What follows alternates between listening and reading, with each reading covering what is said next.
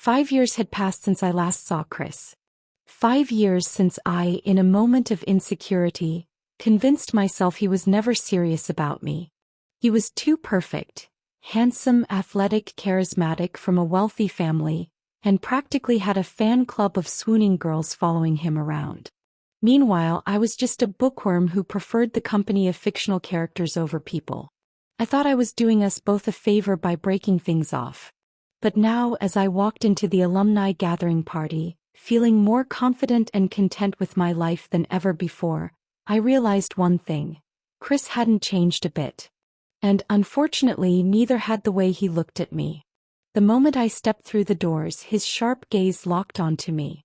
I tried to ignore it, pretended I didn't see him, and busied myself talking to old friends. But no matter where I went, I felt his eyes trailing me, as if he were waiting for the perfect moment to pounce. And pounce he did. Just as I was about to slip away early, Chris cornered me by the drink table, his signature smirk firmly in place. "You weren't going to leave without saying hi, were you?"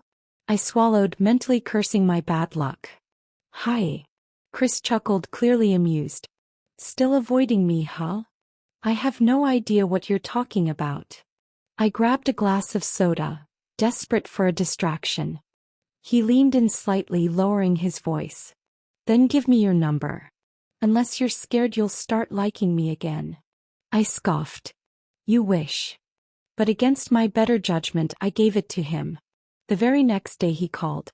And his request? Absolutely ridiculous. "You want me to what?" "Pretend to be my girlfriend," Chris repeated. "Just for a few weeks. My grandpa's been asking about you ever since we broke up, and he's not in the best health. It would make him happy." I hesitated. "And why me? Couldn't you ask literally anyone else?" Chris sighed. "Because you're the best candidate. My family already knows you, and let's be real. My grandpa loves you. If I suddenly showed up with some random girl, he'd see right through it." I bit my lip. "And what do I get out of this?" Chris hummed. "A summer getaway at my family's vacation house, good food, and the satisfaction of knowing you made an old man happy?" I groaned, already regretting my decision. "Fine. But this is strictly business." "Of course," he said smoothly. But I swore I could hear the smirk in his voice. Pretending to be Chris's girlfriend turned out to be way more difficult than I expected. The moment we arrived at his family's summer house, I realized I was in way over my head. Chris's mother practically squeezed the air out of my lungs in a hug. "Oh, sweetheart. I knew you two would find your way back to each other." His grandfather beamed. "About time. You shouldn't have let her go in the first place, Chris." Chris gave me a look as if to say, "See, I told you so." And then came the kicker. His younger cousin Sophie ran up to me, clutching my hands. "You have to tell me how he proposed. Was it romantic? Did he cry?" I nearly choked on my own saliva. Chris smoothly slung an arm around my shoulder, grinning. "Oh, she cried more than I did." I stepped on his foot. Hard. But it was too late. His family was eating it up. I followed Chris up to the guest room, but the moment I set my bags down, his mother peeked in. "Oh, sweetheart," she cooed, shaking her head. "Why are you putting your bags here? You're a couple. You should share a room." Before I could object, Chris smirked. "Right. What was I thinking?" I shot him a glare, but his mother was already bustling off, humming happily. The second she was out of earshot, I crossed my arms. "You're sleeping on the floor." Chris flopped onto the bed, looking far too comfortable. "We'll see." That night, I found him curled up on the couch with a blanket. I sighed, grabbing a spare pillow and tossing it at him. "Here. So you don't wake up with a stiff neck." Chris grinned sleepily. "See? You still care." I huffed. "Don't push it." A week into our stay, we attended a family barbecue.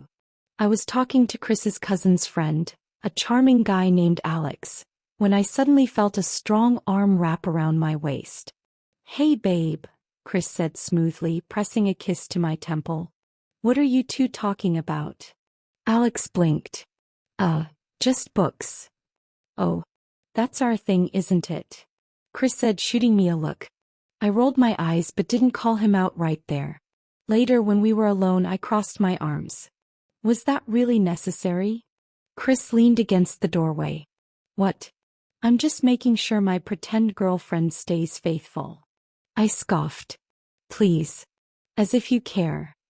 His expression shifted slightly. What if I do? I blinked. What? Chris exhaled. I thought this would be simple. Just an act. But spending time with you again, it feels the same as it did in college. No, better. My heart stuttered. Chris. He took a step closer. Tell me you don't feel anything and I'll drop it. I opened my mouth. But no words came out. Because the truth was, I did feel something. One evening we were watching a movie when Chris absent-mindedly grabbed my hand. I didn't pull away. Unfortunately, his grandmother happened to walk in at that exact moment. Oh my, she gasped, clapping her hands together. You two are still so in love. I bet wedding bells aren't too far off, Chris the devil leaned closer. What do you think, babe? I jabbed him in the ribs. But later that night, when the house was quiet, I found myself staring at our intertwined hands, my heart pounding far too fast for this to be pretend. He was still the same guy I fell for in college. Still effortlessly charming. Still flashing that heart-stopping grin. Still looking at me like I was the only person in the room. And I hated that my heart responded just the same way it did all those years ago. Late at night, we sat together on the porch, the summer breeze carrying the scent of the ocean. He glanced at me, his expression unreadable. You never told me why you really broke up with me. I tensed. I already told you. No, you told me you thought I wasn't serious. But that doesn't explain why you didn't talk to me about it first. I exhaled slowly. I was scared, okay? You had so many options, so many people who adored you. I didn't think I could compete. Chris stared at me for a long moment before shaking his head. You never had to compete with anyone. You were always the one I wanted. My breath hitched. His voice was softer now. Do you know how confused I was when you left? How much I wanted to chase after you but didn't because I thought you were sure you didn't want me. I had no words. Because the way he looked at me, the same way he used to, with warmth, with certainty, made my heart ache in a way I wasn't prepared for. The longer I stayed, the harder it became to pretend. Chris didn't just play the role of a perfect boyfriend, he was the perfect boyfriend. He remembered how I liked my tea, always made sure I had my favorite snacks, and never let a day pass without making me laugh. And when the summer was over, when it was time to say goodbye, he didn't let me go so easily. Chris caught my wrist just before I stepped into my car. You know this isn't just an act for me, right? I swallowed. Chris. He sighed. I've been waiting 5 years to get another chance with you. So tell me, honestly, do you still feel something for me? I should have lied. Should have walked away. But I couldn't. Because the truth was, I had never stopped loving him. So instead of answering, I did something reckless. I kissed him. And just like that, I knew, this time I wouldn't let him go.